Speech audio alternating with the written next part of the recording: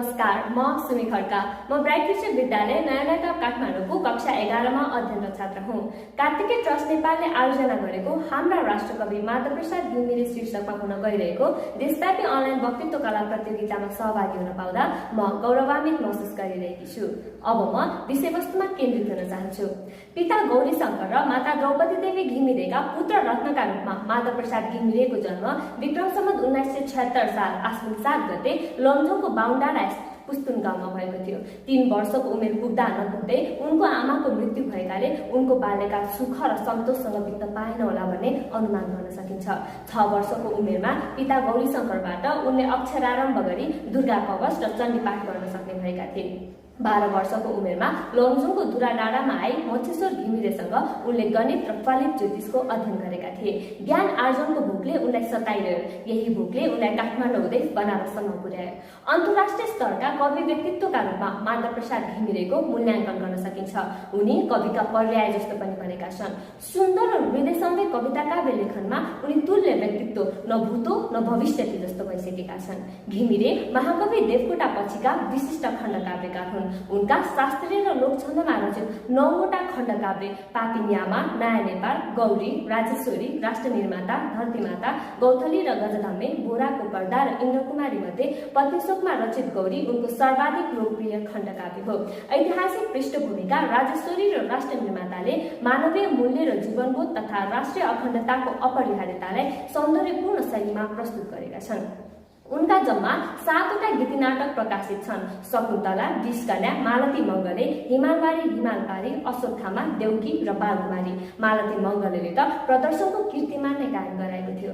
उनका अन्य कृतिहरूमा चारु चर्चा र आफ्नो बाँसुरी आफ्नै गीत निबन्ध संग्रह, किन्नर किन्नरी गीति संग्रह, घामपानी, बाला लहरी, सुनपङ्खचरी र बिजुली र बिजुला लगायतका बाल कविता संग्रह रहेका छन्।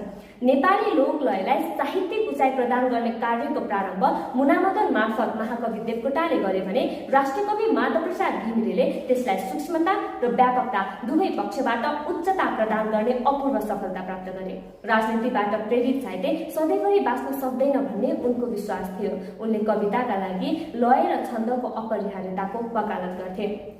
जीवनभर उनले छन्दमै साधना गरेर नेपाली कवितामा छन्दको प्रयोगलाई उत्कर्षमा पुर्याए। छन्दमा निरन्तर साधना गरी छन्दबद्ध कविताको विकासमा विशिष्ट योगदान दिएकै कारण पोखरेली स्रष्टा माधव वियोगीको प्रस्तावमा उनी जनस्तरबाट छन्द शिरोमणिको उपाधिबाट विभूषित भए। त्यति मात्र होइन, वियोगीले उनलाई नायक बनाई छन्द शिरोमणि महाकाव्यको रचना समेत गरे।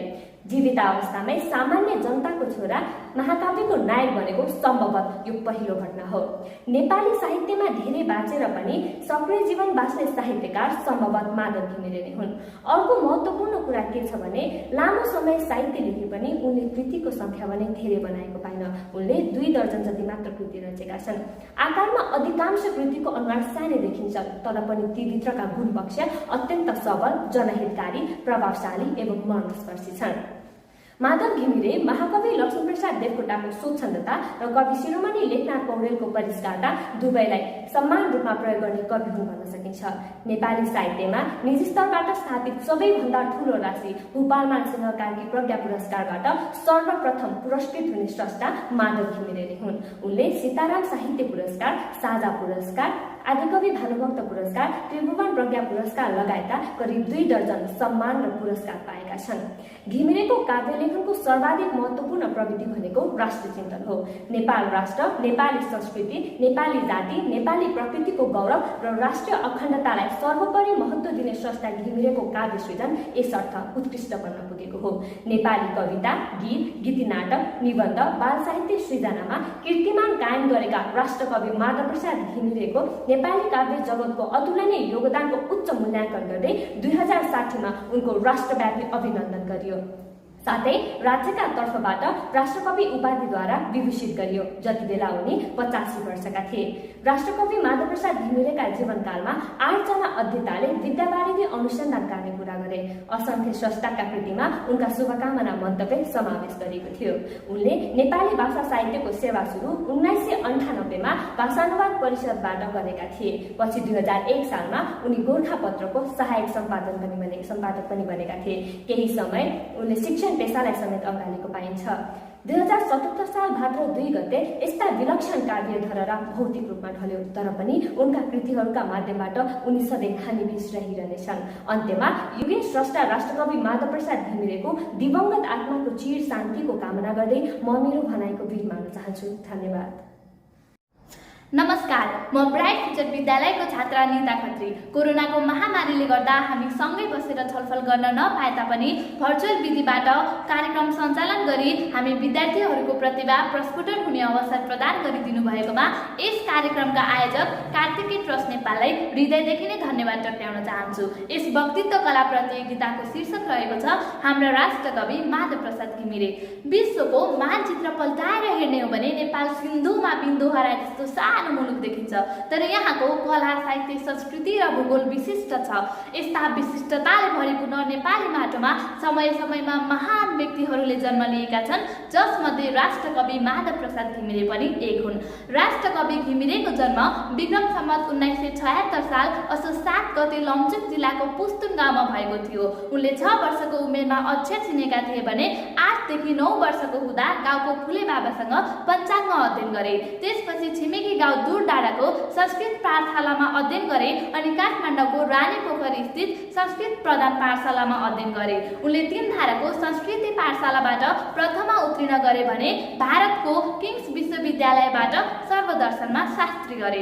हुने बिरुवाको चिल्लो पात भनेझै राष्ट्रकवि घिमिरेले विक्रम सम्वत 1992 सालमा 14 वर्षको हुँदा जल पुष्प शीर्षकमा पहिलो रचना छपाएर काव्य क्षेत्रमा प्रवेश गरे। उनले भाषानुवाद परिषदमा लेखकको रूपमा काम गरे। विक्रम सम्वत 2001 सालमा रु 40 रुपैयाँ मासिक तलब लिएर उनले गोरखापत्रको सम्पादक बनी काम गरे। विक्रम सम्वत 2014 सालमा नेपाल राजकीय प्रज्ञा प्रतिष्ठानको सदस्य बनेपछि उनले आजीवन सदस्य, उपकुलपति, कुलपति बनेर लामो समयसम्म प्रतिष्ठानमा सक्रिय रहे। उनले निकै धेरै कृतिहरू लेखेका छन्। गौरी, किन्नर किन्नरी, हिमालवारी हिमालपारी, मालती मङ्गले, मञ्जरी, चारु चर्चा, आफ्नो बाँसुरी आफ्नो गीत जस्ता उनका कृतिहरूले नेपाली साहित्यलाई अझ उच्च स्थानमा पुर्याएको छ। उनले रचना गरेको राष्ट्रगीत गाउँ छ गीत नेपाली ज्योतिको पङ्खा उचाली र नेपाली हामी रहौँ न कहाँ नेपालै नरहे हामी सबै नेपालीहरूको मनमा बसेको छ। उनले रचना गरेको गीत फुलको थुङ्गा बगेर गयो तारा देवीले गाएकी थिइन् भने आजै र राति के देखे सपनीमा नारायण गोपालले गाएका थिए।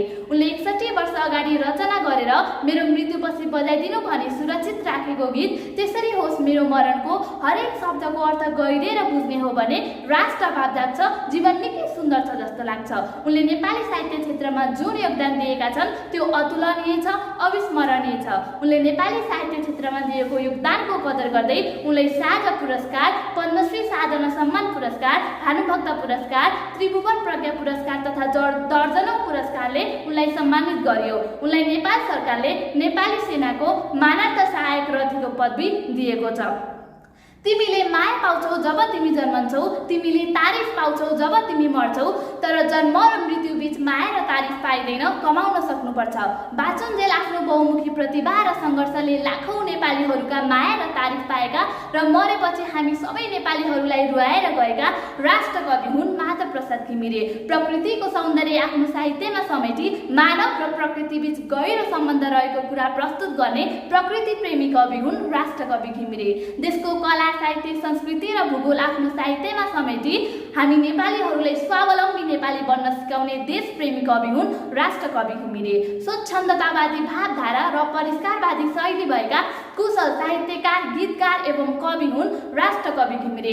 मलाई गर्व लाग्छ किनकि माधव प्रसाद घिमिरे नेपालका साथ हुन्, इज्जत हुन्, मान हुन्, सुपुत्र हुन् र राष्ट्रकवि हुन्। सानोमा गीतको केही अर्थ नबुझे पनि गुरुआमाको पछि पछि नेपाली हामी रहौँ न कहाँ नेपालै नरहे गाउँदा जति नै रमाउँथे, विद्यालयमा अभिभावक दिवसको दिनमा राष्ट्रगीत गाउँ छ गीत नेपाली ज्योतिको पङ्खा उचालीमा नाच्दा जति फुरुङ्ग हुन्थे त्यो भन्दा 2 गुणा बढी रमाइलो अहिले ती गीतमा भएका हरेक शब्द शब्दहरूको अर्थ बुझेपछि लाग्छ म आफू नेपाली भएकोमा निकै गौरवान्वित महसुस गर्छु।